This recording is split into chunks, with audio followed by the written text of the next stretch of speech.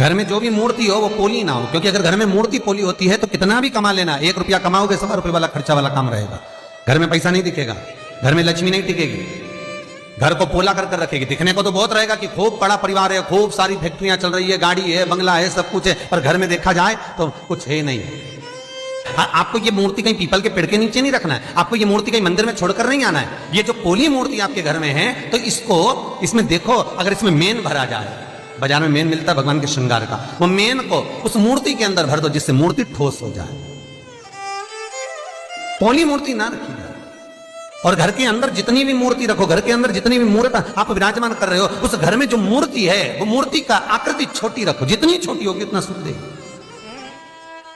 शिव महापुराण की कथा कहती है, रोग से मुक्ति देता है शंकर, कर्जे से मुक्ति देता है शंकर। इसलिए आपको कहा था, जिंदगी में अगर कर्जा बढ़ गया है, बहुत कर बढ़ गया, बहुत रुपया देना है लोगों का, टेंशन पर टेंशन आ रहा है, कहीं किसी रूप में परेशानी आ रही है, प्रशासनिक परेशानी आ रही है, तकलीफें बढ़ रही है, तो एक काम करो, दारिद्र दुख दहन स्त्रोत का पाठ चालू कर दो।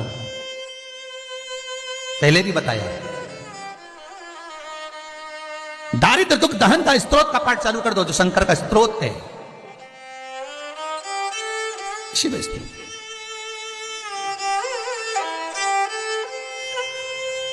और शंकर का दुख दारिद्र दहन स्त्रोत का जब मनुष्य पाठ करता है, और फिर निवेदन करूंगा, अगर ज्यादा कर्जा है, कोई व्यक्ति आपका रुपया खाकर चले गया, बहुत टेंशन है, पैसा नहीं है, तो निवेदन है, बहुत अगर व्यापार नहीं चल रहा, बहुत टेंशन में जिंदगी निकल रही है, गलत काम कभी मत करना, मेरे शंकर की शरण जाना, दुख दारिद्र दहन स्त्रोत का पाठ करना।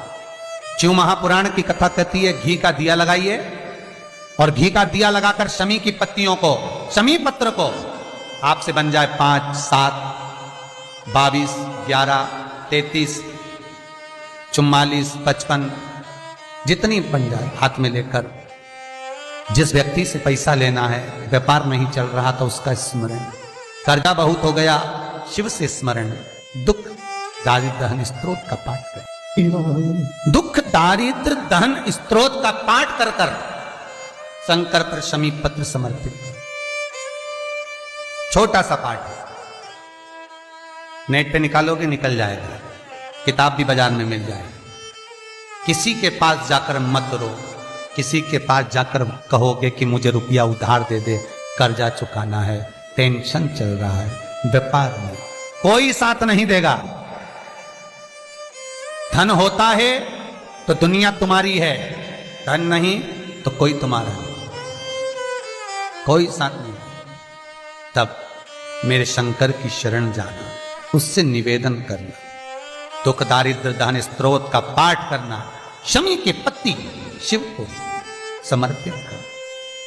पूरी दुनिया में जितने शिव के मंदिर हैं, सारे मंदिरों में अगर आप फल चढ़ाओगे, प्रसाद चढ़ाओगे शिवलिंग को, यदि वो टच हो गया तो वो प्रसाद सांसारिक मनुष्य नहीं खा सकता, वो प्रसाद संसार का मानव नहीं खा सकता।